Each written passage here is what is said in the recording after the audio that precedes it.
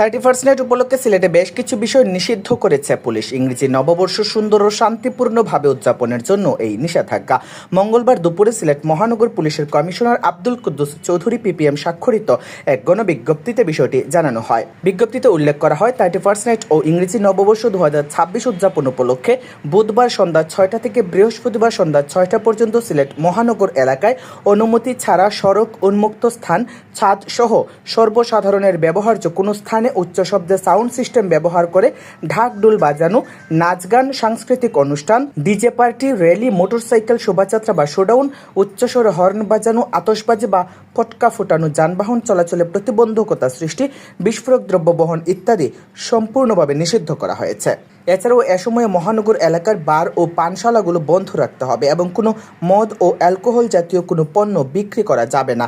এই নিষেধাজ্ঞা অমান্যকারীদের বিরুদ্ধে কঠোর ব্যবস্থা গ্রহণেরও হুঁশিয়ারি দেওয়া হয়েছে।